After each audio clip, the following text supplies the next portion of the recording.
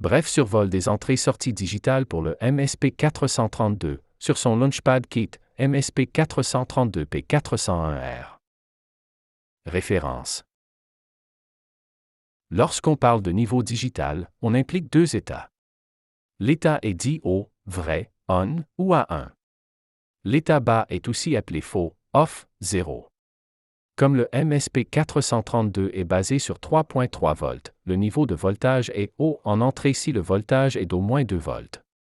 Par contre, il est au niveau logique, bas, si le voltage est de 0.8 volts ou moins. En entrée, entre 0.8 et 2 volts, la logique considère qu'on est en transition et la lecture est considérée invalide, erronée ou d'avoir été effectuée en un temps non approprié.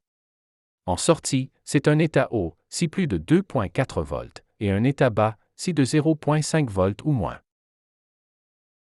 Les broches du MSP432 sont regroupées en ports. Il y a les ports P1 à P9, regroupant, chacun, un octet ou 8 broches. Le port P10 ne regroupe que 6 broches, les broches 0 à 5. Il y a aussi les ports PA à PE, des ports de 16 bits. PA est, en fait, formé des ports P1 et P2.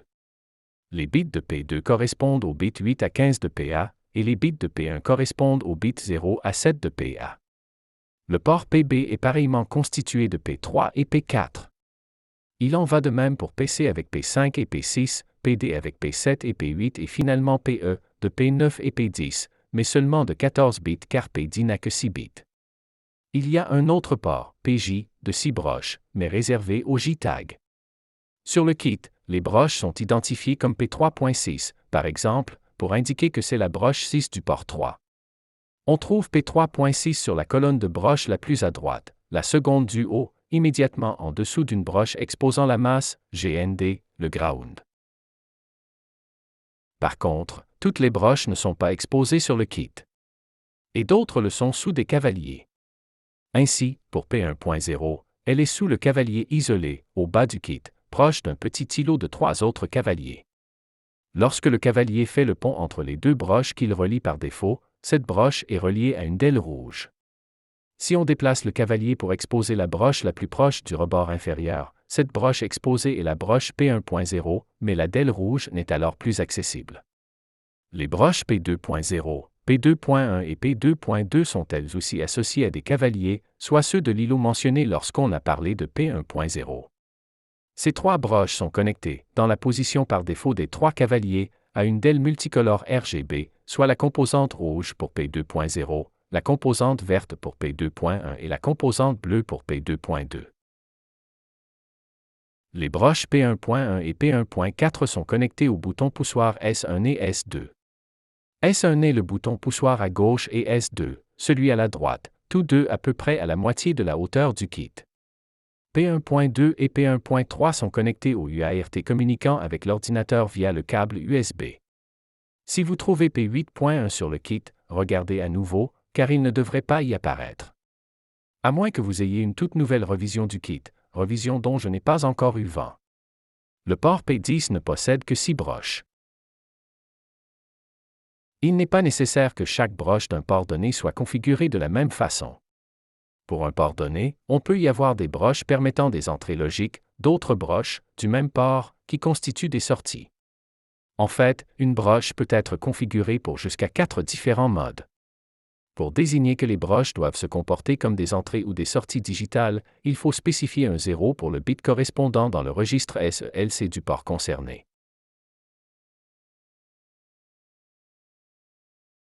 Puisque SELC est un registre de 8 bits, lorsqu'on fait une assignation, elle modifie les 8 bits. La constante bit 0 consiste en 8 bits à 0 sauf pour le bit mineur, le bit 0, qui lui, est à 1. Faire SELC égale à la constante bit 0 assigne les 8 bits, pas seulement le bit mineur. Pour ne modifier qu'un seul bit, on aura recours soit au bit banding, soit à une syntaxe du genre et égale vaguelette. En effet, la vaguelette est une négation bit à bit. Vaguelette bit 0 devient ainsi 8 bits, tous à 1, sauf pour le bit mineur qui est devenu 0, après la négation bit à bit. Puisque l'opérateur logique et 1 ne modifie pas le bit de son vis-à-vis, mais que et 0 retourne 0 quel que soit son vis-à-vis, la séquence de et vaguelette bit 0 ne modifie que le bit 0 en le mettant à 0. Présentons la procédure générale pour programmer une broche à une fonction d'entrée-sortie pour valeur digitale. En premier lieu, il faut entrer dans le mode GPIO, General Purpose Input Output, en utilisant le registre SELC du port concerné. SELC est un registre à 8 bits et on doit placer un 0 au bit correspondant à la broche désirée du port. Les registres SELC sont tous à 0 après un reset du MCU. La seconde étape est d'utiliser le registre DIR du port. On écrira le bit correspondant à la broche désirée soit à 0 pour un input, soit à un 1 pour un output. Les registres DIR sont tous à 0 après un reset du MCU. Si on désire une sortie, il ne reste que 2 registres à considérer.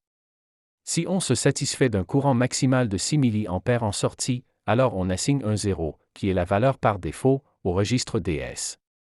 Si on désire prévoir un courant en sortie pouvant aller jusqu'à 20 mA et que la broche concernée est entre P2.0 et P2.3, alors il est possible de ce faire, en plaçant un 1 dans le bit correspondant du registre DS.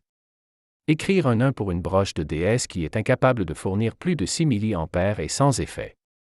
Les bits du registre DS sont tous à 0 après un reset du MCU. Finalement, comme c'est une sortie, on peut émettre soit une valeur logique 0, soit une valeur logique 1, car c'est une broche de sortie digitale. On utilise le bit correspondant à la broche du registre OUT, à 8 bits, du port. Les registres OUT sont dans un état indéterminé après un reset du MCU. Si ce n'est pas une sortie, mais une entrée, il faut tout d'abord se rappeler que le MSP432 n'est pas tolérant aux 5 volts. On ne peut pas excéder 3.3 volts à l'entrée d'une broche GPIO. Ayant assigné les bits et registres appropriés SELC et DIR, la séquence se poursuit en se posant la question à savoir si on désire utiliser un résisteur interne ou pas. Si on n'en veut pas, on fait le bit correspondant du registre REN égal à 0. Mais si on en désire un, on place un 1 dans le bit correspondant du registre REN du port. Puis, la question qui tue, est-ce qu'on veut un résisteur de tirage ou un résisteur de rappel? Si on préfère, en anglais, le résisteur, c'est un pull-up ou c'est un pull-down. Si contre, J1 et J2 représentent des broches avec un résisteur qui les sépare de la masse. Ici, aucun courant ne passe par R2, la chute de voltage à ces bornes est nulle et ainsi, J2 est à 0 V, sans être directement à la masse. Quant à J1, il est connecté sans résistance à la borne des 3.3 volts. Mais si l'interrupteur SW se déconnecte de J1, J1 sera ramené à la masse. Les résisteurs R1 et R2 sont dits en rappel, car ils tendent à faire descendre le voltage de leur broche si cette dernière sort d'une boucle complétée. Et maintenant, si on place les résisteurs entre la broche et la borne positive de l'alimentation en voltage constant, le résisteur est dit en tirage car si la broche sort d'une boucle complétée, le résisteur tend à faire monter le voltage de la broche au niveau de celui de la source.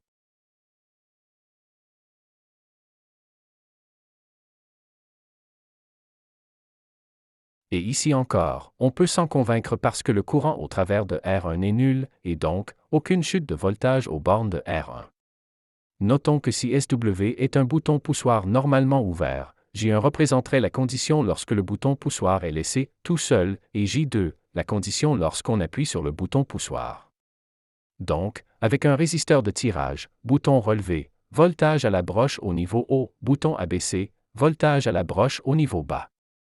Le voltage suivrait donc la position du bouton, tout deux haut ou tout deux bas. Mais avec un résisteur en rappel, c'est bouton haut, voltage bas et bouton bas, voltage haut.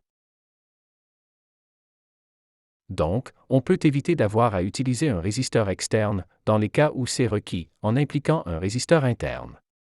Ce résisteur peut être en tirage ou en rappel. Il peut être utilisé pour chaque broche de chaque port, ou pas.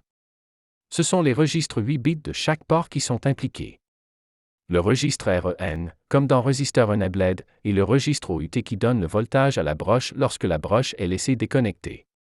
Et comme c'est une broche pour accepter une entrée, on peut lire la valeur qui s'y présente via le registre IN du port impliqué. Après un reset du MCU, les registres REN sont à 0, les OUT sont indéterminés.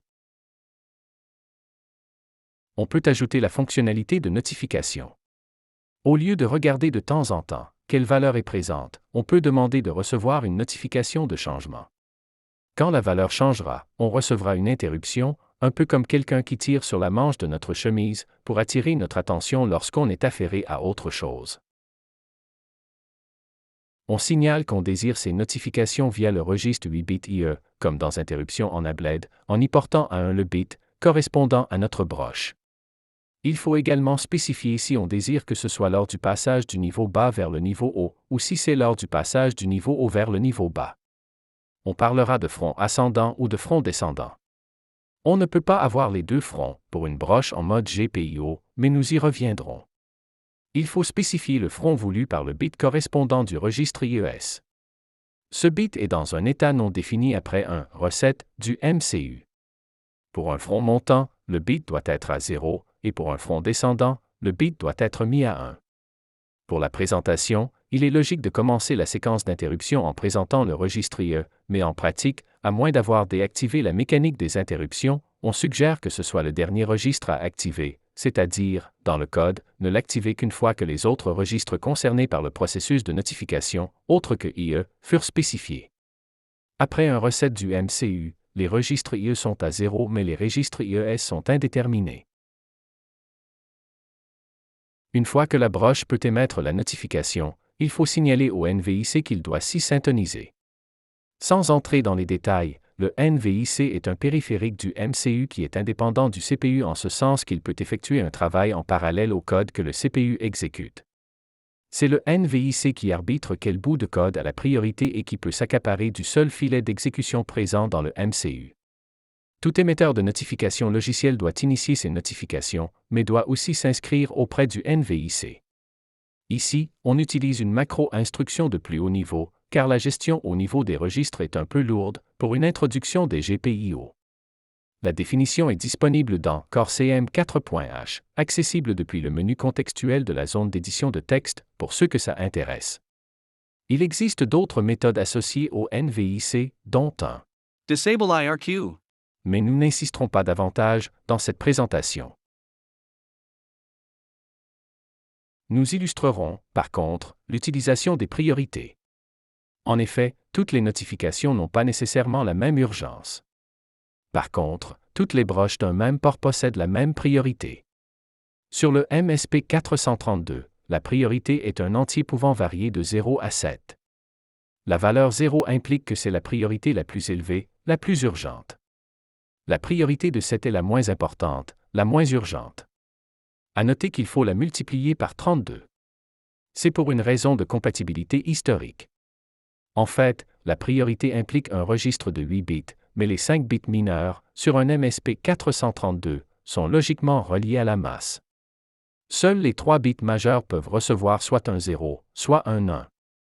D'où la multiplication par 32 pour décaler vers la gauche l'entier qui tient sur 3 bits, étant une valeur entre 0 et 7. Si on oublie de multiplier la valeur entre 0 et 7 par 32, on cherche à écrire une valeur logique haute à ce qui est relié à la masse, via un résisteur interne pour éviter les courts-circuits, et est sans effet. On se retrouve alors en fin du compte avec une priorité de 0, la plus urgente. Après avoir défini la priorité, si désirée autre que 0 après un reset, il nous reste à définir la méthode qui éventuellement prend en charge les opérations.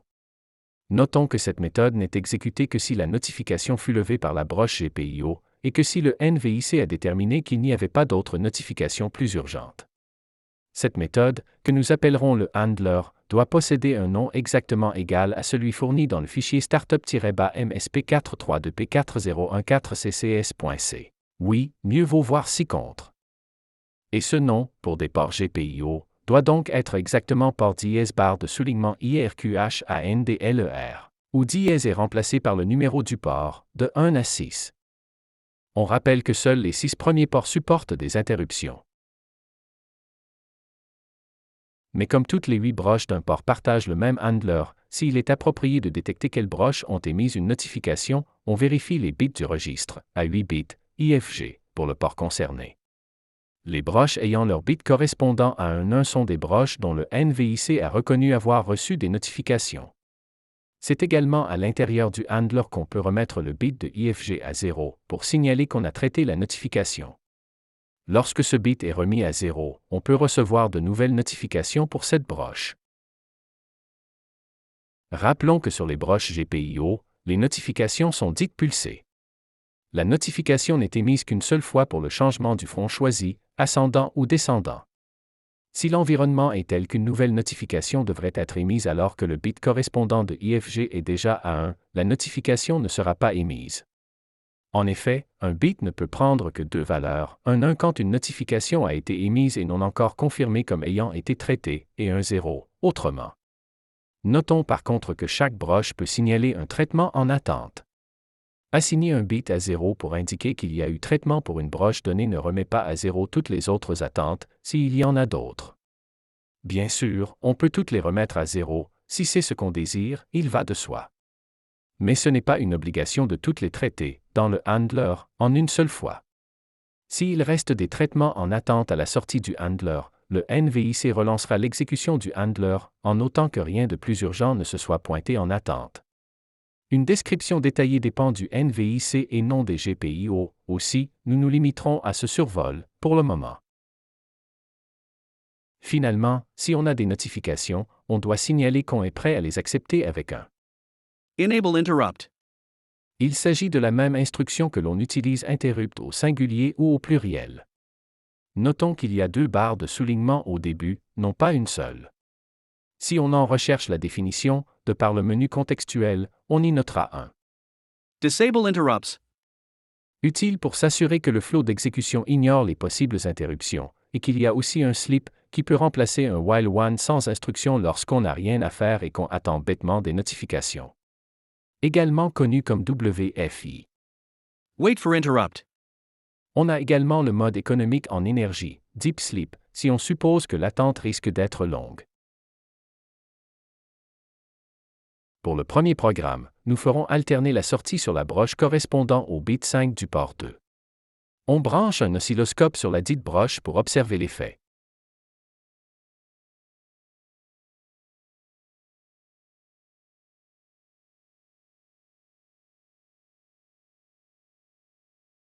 Mais avant de se lancer dans le pas à pas, on peut explorer les divers registres. Si l'onglet n'est pas disponible, on peut l'activer depuis le menu principal, sous View. Et ici également, on peut modifier le format utilisé pour l'affichage. Un format binaire nous donne les 0 et les 1 logiques appropriés. On notera que pour des sorties, le registre IN retourne la dernière valeur qu'on a assignée à la même broche, par le registre OUT. L'exécution du logiciel, sans entrave, fournit, sur un oscilloscope, une onde rectangulaire. Ici, on observe que le laps de temps passé au niveau haut est sensiblement le même que le temps passé au niveau bas. La fréquence observée de près de 108 kHz passera à une fréquence proche des 190 kHz si on utilise une version compilée en mode release au lieu du mode debug actuel. C'est un point à se rappeler lorsqu'on utilise une mesure dans le temps, pour un montage ayant libre cours, sans être bridé contre un chronomètre. Toujours à l'aide d'un oscilloscope et de la possibilité de lever ou d'abaisser le voltage d'un signal sur une broche GPIO, on peut mesurer expérimentalement le temps pris pour l'exécution d'une instruction. Ainsi, dans notre boucle de l'exemple précédent, le temps passé au niveau logique bas duquel on soustrait le temps passé au niveau logique élevé nous donne le temps impliqué par l'instruction qui force le code à répéter la boucle. Mais comme nous l'avons expérimentalement observé, ce temps est pratiquement nul. Il faut dire que d'une part, la répétition de la boucle n'impliquait aucun test et le goto devient tout simplement exécuté normalement, pratiquement indiscernable au temps requis pour passer à la prochaine instruction à être exécutée. L'architecture efficace de ce MCU en plus de la simplicité du branchement se trouve ainsi validée. Nous allons maintenant passer à un exemple utilisant les interruptions. Pour ce faire, nous utiliserons le bouton poussoir S1 qui est normalement dans une position où le courant ne circule pas. On le dit « normalement ouvert ». L'expression « normalement ouvert » est cependant ambiguë.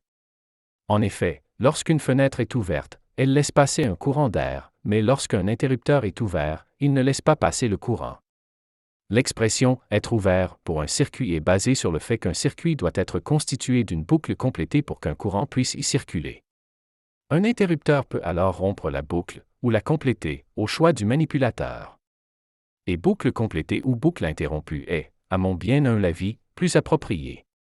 Mais par convention, on continuera à voir l'expression circuit ouvert et on devra comprendre qu'il s'agit de la boucle qui est interrompue. Ce circuit élémentaire, en soi, ne fait pas grand-chose d'autre que de relier la broche P1.1 à la masse ou de l'en dissocier. En l'absence d'autres connexions, ABCS1 ne produira pas de front ascendant. Cela peut, par contre, décharger un condensateur ou truc équivalent qui serait préalablement chargé et ainsi produire un front descendant. Relâcher S1 pour qu'il reprenne sa position habituelle ne produira pas de front. Par contre, on peut ajouter quelques composants.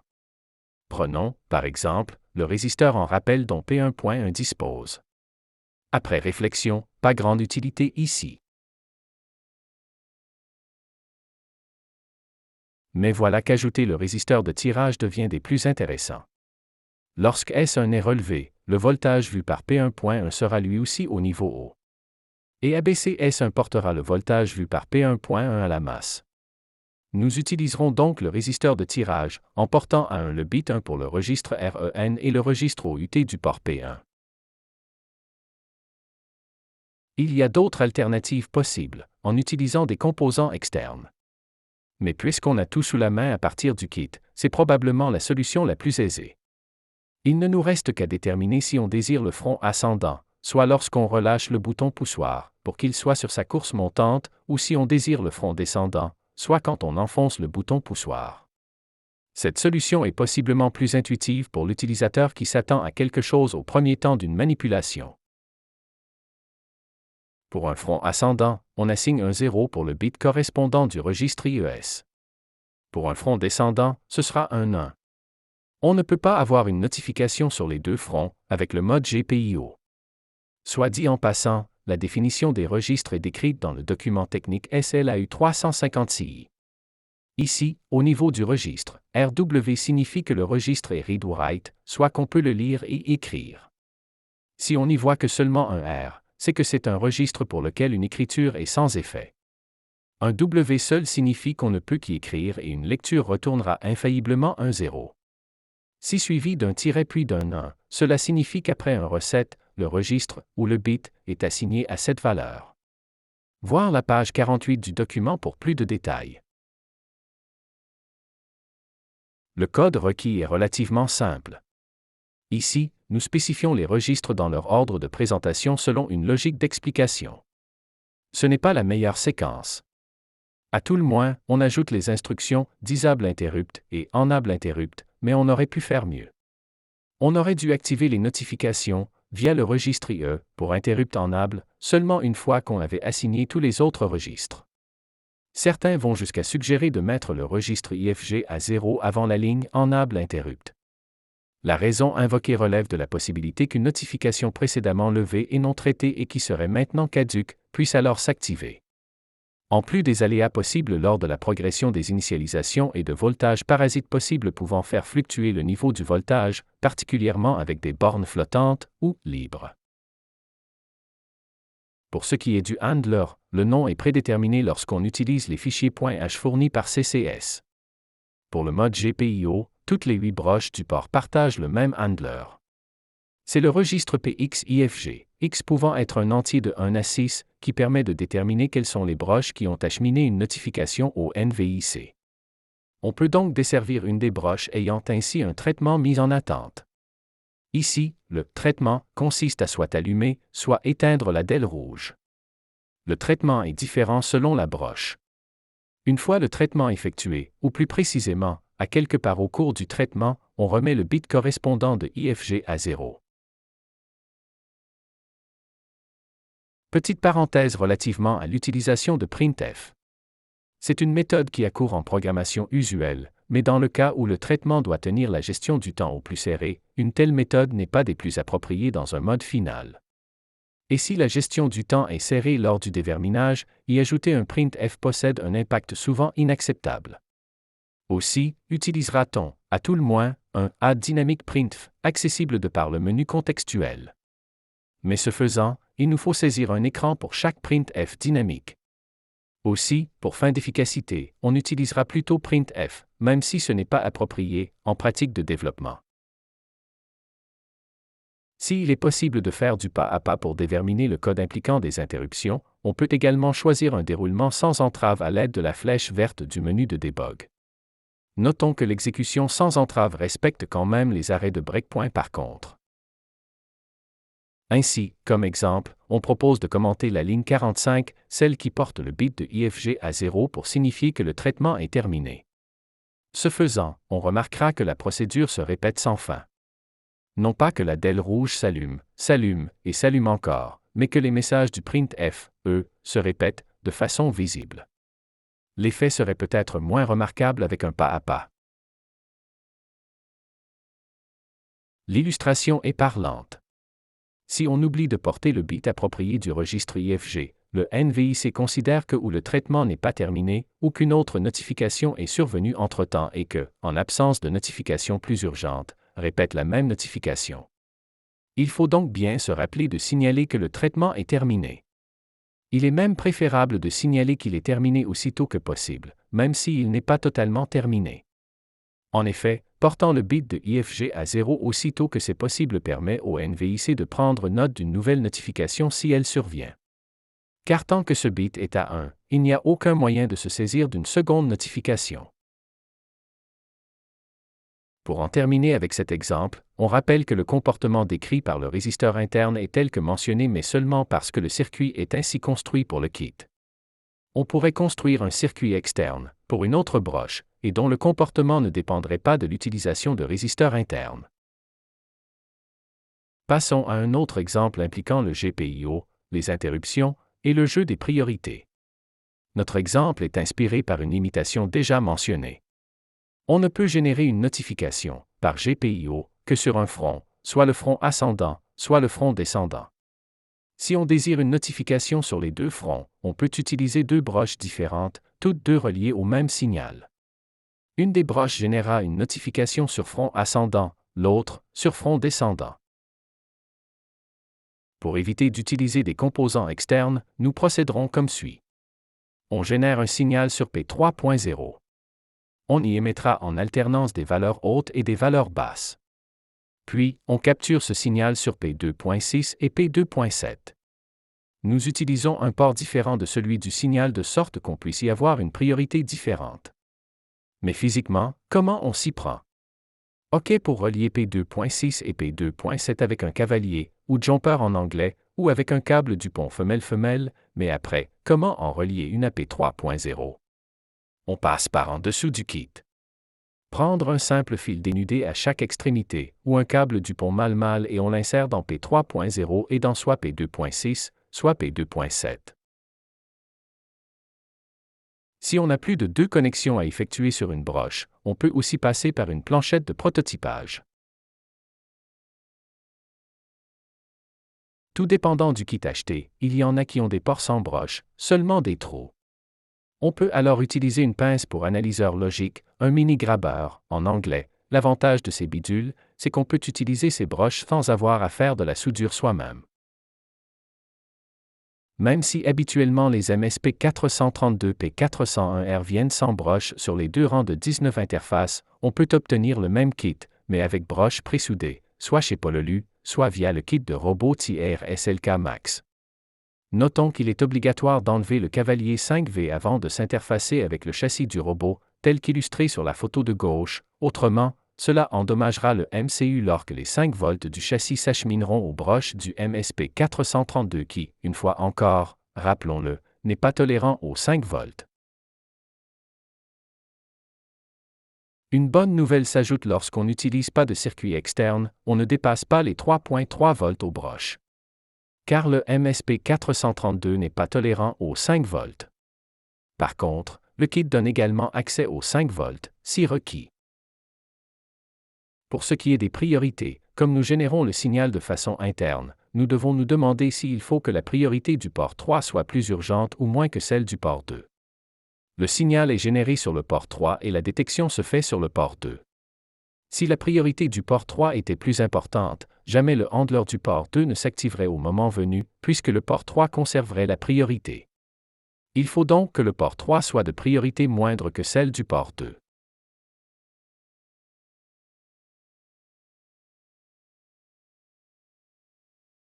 Si le signal était généré par une source extérieure, il serait également préférable de répondre de toute urgence dès qu'un front est détecté. Il s'ensuit qu'il est plutôt habituel qu'un traitement qui ne saurait tarder soit plus prioritaire. Ici, il est donc bien représentatif d'avoir la priorité sur le port 2. Notons que si on avait utilisé le même port pour générer le signal, à l'interne, et pour en détecter les passages d'un front, nous n'aurions pas été en position d'assigner des priorités différentes en soi. Mais dans le handler, on aurait cependant pu choisir de traiter une des broches avant les autres, simulant ainsi un traitement relatif prioritaire entre les broches du port associé au handler. Donc, pour notre cas, nous donnerons une priorité de moindre importance au port P3 de sorte que le signal généré ne le sera qu'une fois que toutes les notifications sur le port P2 auront été traitées.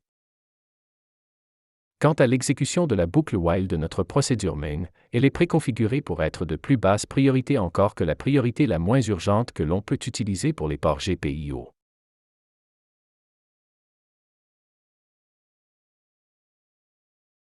L'initialisation du code définit deux variables globales car elles seront utilisées par diverses parties de notre code. Ce n'est pas nécessairement la meilleure technique, mais notre but est d'illustrer le processus d'interruption sans trop le cacher par d'autres subtilités. L'utilisation de ces variables sera de tenir compte du nombre de fronts ascendants ou descendants dont nous aurons reçu une notification. Si ces deux décomptes diffèrent par plus de 2, on sait qu'on aura manqué une notification, puis qu'il ne peut y avoir deux fronts ascendants sans y être intercalé un front descendant. L'initialisation des broches demeure sans surprise. On n'oublie pas d'impliquer le NVIC car il ne suffit pas de lever les notifications, ce qui est de la responsabilité, ici, des broches, mais il faut aussi impliquer le NVIC qui, autrement, ne serait qu'il à gérer ces notifications provenant de diverses sources possibles. Même si on ne considère que les GPIO pour le moment, ce n'est pas le seul type de notification que le NVIC se doit éventuellement de considérer comme source active. Finalement, nous activons les broches P2.6 et P2.7 pour lever des notifications. Rappelons qu'il est suggéré de n'activer la source de notification qu'après avoir terminé son initialisation. La boucle while se contente de faire alterner la valeur de P3.0 et si le décompte du nombre de fronts ascendants atteint 1000 ou plus, on réinitialise les deux compteurs. Avoir utilisé un UINT8 comme type pour les compteurs, on n'aurait jamais pu excéder une valeur de 255 et ainsi, le test, contre 1000, n'aurait jamais été vrai. Pour ce qui est du handler du port 2, on ne valide qu'une seule notification du coup. On peut valider plusieurs notifications, si c'est important, en utilisant plusieurs if isolés et non pas de else if. Il est cependant suggéré de ne traiter qu'une seule notification à la fois, car c'est alors plus bref. On peut alors recéder le contrôle et recevoir une nouvelle notification provenant de la broche qu'on vient de traiter, ou une notification plus urgente. Ici, on augmente le compteur. S'il y a une différence de plus de 2, on le signale. Quant au message de synchronisation, il s'imprime si la valeur du bit de P3.0 ne correspond pas sage. Ainsi, sur un front ascendant, on s'attend à ce que la valeur de P3.0 soit à la valeur logique haute, puisqu'on vient de recevoir une notification que le front était en montant. Si la valeur de P3.0 ne concorde pas, c'est probablement parce que notre traitement est trop lent. D'où le message signalant qu'on est hors synchro. Car si la valeur de P3.0 est un 0 lorsqu'on traite un front ascendant, c'est qu'on a manqué quelque chose quelque part. Ce n'est pas nécessaire de faire cette vérification, par contre. C'est selon le contexte et la logique qu'on veut implémenter. Mais comme cela constitue un bon exemple d'utilisation des divers registres, c'était bien d'incorporer ce test optionnel, ici. Si le traitement immédiat n'est pas requis mais que chaque notification se doit d'être traitée, on peut différer le traitement en enregistrant que le strict nécessaire lors de la réception de la notification. Et on remet le traitement réel lorsque le temps nous le permet. Ainsi, ici, on prendra un exemple où la seule information à enregistrer est le fait qu'il y a une notification. On incrémente simplement un compteur et considère le traitement de la notification terminé. Par contre, dès que le système revient à des moments plus calmes, une priorité moins importante effectuera le gros du travail pour chaque notification originale. Dans un cas réel, le traitement long requiert généralement une information qu'on aura sauvegardée lors du traitement bref et vif sur un tampon, une queue ou une pile. Comme on ne désire qu'illustrer le procédé, la seule information que nous sauvegarderons est un compteur qui incrémente quand la notification arrive et qui décrémente quand le traitement laborieux trouve le temps de s'exécuter. Notre exemple illustrera une autre utilité de IFG. Le registre peut lancer une notification à partir de notre code lorsque le bit est porté à 1. Il suffit que le NVIC soit au courant que ce port doit être desservi et que la broche du port soit potentiellement active via le registre IE. Notre initialisation est au minimum. Entre un bloc Disable Interrupt et Enable Interrupt, on porte à l'attention du NVIC qu'il doit gérer les notifications provenant des ports P2, P3 et P4. On assigne des priorités différentes à ces trois ports, soit que relativement, P2 est la plus importante des trois et P4 était la moins importante. C'est P4 qui sera chargé d'effectuer le travail laborieux, quand rien de plus important n'est à faire. On active une broche du port via le registre IE du port, P2.6, P3.0 et P4.1. Sans aucune autre raison que d'avoir trois ports différents. On se rappelle que seuls les ports P1 à P6 inclusivement peuvent s'inscrire au NVIC en GPIO. Un compteur est également initialisé. Ce compteur a pour but de tenir compte du nombre de fois qu'on a effectué le travail laborieux. On n'a pas choisi de sauvegarder quelque autre information, telle que l'heure à laquelle la notification fut reçue, par exemple. On aurait pu, si requis, définir un vecteur, heuré en anglais, et le compteur aurait alors indiqué la position où aller chercher cette information utile pour chaque notification différée. Le programme main ne fait alors rien d'autre que de lever une notification, par logiciel, en plaçant un 1 dans P2 IFG, broche 6, broche dont on avait activé l'émission de notification via P2 IE. Donc, en plus d'un front ascendant ou descendant, externe, on peut utiliser, par code, le registre IFG pour déclencher une notification. Contrairement à une sous-routine qui serait exécutée par la suite, selon la logique d'exécution, lever une notification par logiciel fait que la procédure du handler ne sera lancée que lorsque sa priorité est adéquate pour être desservie.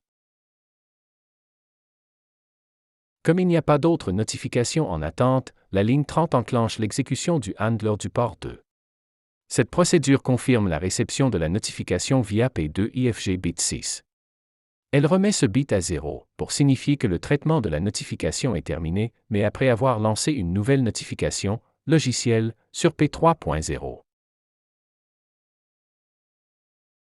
Le handler du port 3 augmente le compteur, seule information retenue dans notre cas, puis indique que le traitement de la notification est terminé et relance une notification sur P4.1. Mais si le compteur est inférieur à 3, on relance également une notification, logiciel, sur P2.6. Si on analyse l'exécution du code, on observe que dans le handler du port 3, P4IFG.1 est levé. Puisque, à ce moment, la priorité de cette notification est moindre, le code de P3 n'est pas interrompu. Le code continue puis, à l'intérieur du if, si c'est à 100 plus petit que 3, la notification P2IFG.6 est levée. À ce moment, P2IFG est de priorité plus importante qu'est le code qui s'exécute, le transfert s'effectue immédiatement. On peut en avoir une confirmation en plaçant un printf entre la ligne entre 53 et 54. Ce printf ne sera imprimé que lorsque le handler de P2 ne se soit exécuté et ait imprimé ses propres printf. On peut modifier ce comportement, par contre. On peut décréter que le code du handler actuel ne doit pas être interrompu même par une nouvelle notification plus importante. Mais ce n'est pas le comportement par défaut. Nous aborderons comment faire ce changement lors de notre étude détaillée du NVIC. Pour l'instant, nous nous limitons au minimum requis du NVIC pour traiter du GPIO. Donc, nous avons le compteur augmenté de 1 et avons noté que P3.0 a été traité. P3.0 peut alors recevoir une nouvelle notification, car son IFG est à 0. Ne pas avoir procédé ainsi nous aurait obligés à compléter le traitement lourd et éventuellement perdre trace de nouvelles notifications arrivant rapidement alors qu'on serait en train d'exécuter le traitement lourd. Finalement, lorsque le temps calme arrive et que rien de plus urgent n'est en attente, le handler du port 4 est mis en œuvre. Ici, comme traitement lourd, pour illustration, on ne fait qu'imprimer un message. Puis on décrémente le compteur. Si le compteur est alors à 0, on confirme qu'on en est à ce point et on porte le P4IFG.1 à 0 pour marquer que le traitement est terminé. Si le compteur n'est pas à 0, on ne met pas P4IFG.1 à 0, car on désire que le NVIC réanime un appel à cette procédure. Et par souci de code auto-documenté, pour explicitement signaler qu'on n'a pas simplement oublié de faire un P4IFG.1 à 0 dans le cas où le compteur n'est pas redescendu à 0, on utilise la portion else du test seulement pour contenir le commentaire. De cette façon, si on revient sur le code quelques jours ou quelques mois plus tard, on ne sera pas porté à penser qu'il y a un bug, un oubli, et que, malheureusement, on y ajouterait une instruction qui n'a pas sa place. Il est toujours bon de commenter une façon inhabituelle de faire les choses. La confirmation de la logique se passe sur la fenêtre console. Et on prend bien note que P4.1 s'est exécuté 3 fois, mais seulement lorsque n'importe quoi de plus important eut terminé son traitement prioritaire. PXIV. Que dire? On peut s'en passer. Et à moins d'être certain que tous les intervenants dans la production du code, actuel et futur, soient bien au courant de PXIV et de son fonctionnement, on devrait peut-être s'en passer. Avant de poursuivre, définissons une broche en attente comme une broche qui a son bit, et dans IE, et dans IFG, à 1.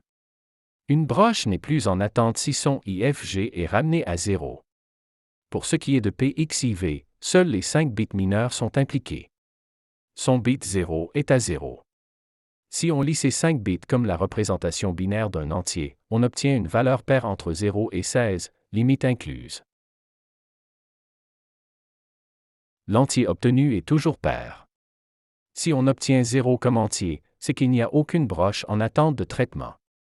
Si l'entier est le nombre 2, c'est que la broche 0 est en attente de traitement. Si le nombre est 4, c'est que la broche 1 est la plus petite broche en attente. Pour un 6, c'est la broche 2 qui est la plus petite broche en attente. Et ainsi de suite, jusqu'à obtenir 16 qui implique que la 8e broche, la broche 7, est la plus petite broche en attente de traitement, et donc la seule qui est en attente de traitement. Par contre, il y a plus que simplement cela. Alors, c'est quoi de si terrible concernant PXIV? Le problème, c'est que le simple fait de lire PXIV produit un effet par la bande. Le simple fait de lire le registre PXIV a pour effet de remettre à 0 le bit de la plus petite broche du port X qui est en attente, du registre IFG, à 0. Donc, le simple fait de lire PXIV recalcule PXIV automatiquement, après avoir remis le bit correspondant dans IFG à 0. Ou encore, le simple fait de lire ou d'écrire dans PXIV signale que le traitement de la broche de plus petit numéro et qui est en attente, le traitement donc de cette broche est considéré terminé pour le NVIC. Et le PXIV est recalculé. Pour notre exemple, on utilisera le port P3 dont on activera la possibilité de lever des notifications via le registre P3IE pour toutes ces broches. En effet, 0xFF c'est 16 bits à 1. Une fois les assignations terminées, on lève la notification en assignant un 1 aux 16 bits de P3IFG. Dans le cas d'un énoncé switch, techniquement, il n'y a qu'une seule lecture de PXIV, mais on peut quand même prendre nos précautions et emmagasiner PXIV dans une variable locale. S'il arrive qu'on a à réutiliser la valeur de ce registre telle qu'elle était à sa dernière lecture, on peut ainsi consulter la variable temporaire et non pas lire une seconde fois PXIV.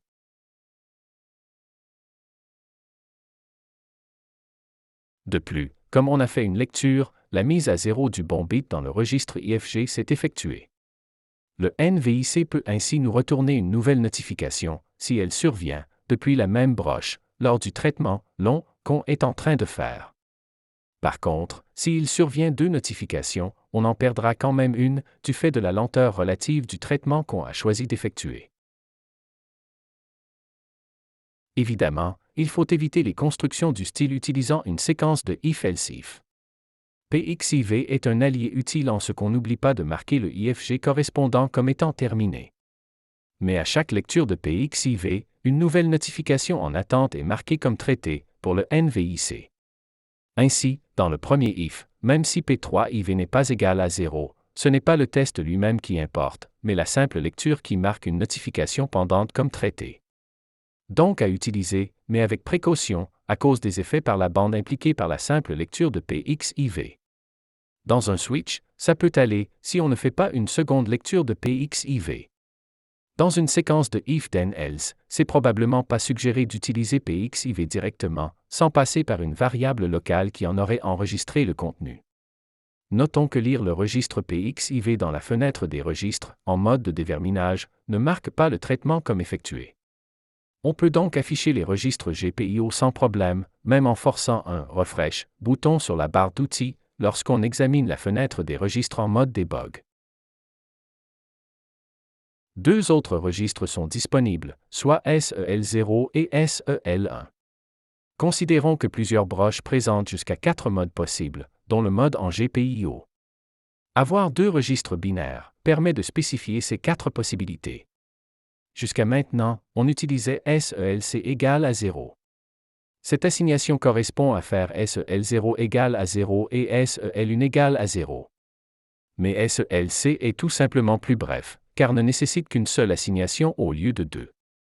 Utiliser SELC est ainsi plus sécuritaire, car non interruptible. Prenons le cas où on désire passer d'un mode où SEL0 et SEL1 sont tous deux à 1, au mode GPIO.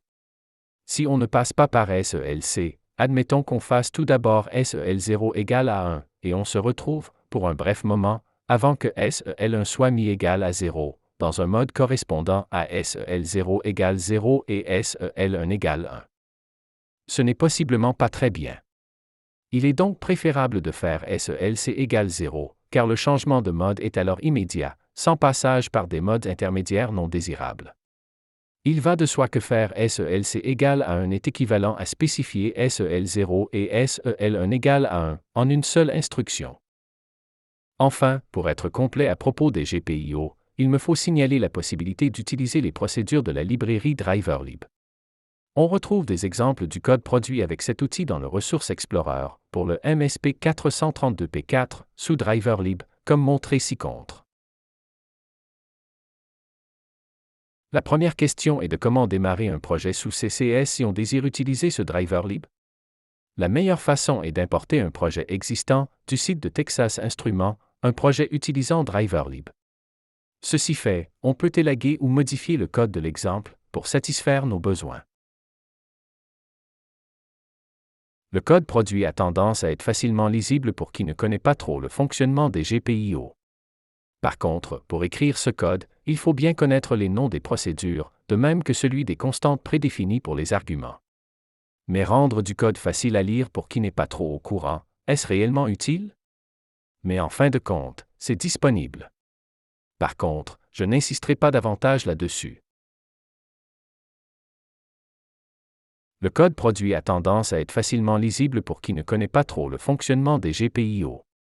Par contre, pour écrire ce code, il faut bien connaître les noms des procédures, de même que celui des constantes prédéfinies pour les arguments. Mais rendre du code facile à lire pour qui n'est pas trop au courant, est-ce réellement utile? Mais en fin de compte, c'est disponible. Par contre, je n'insisterai pas davantage là-dessus.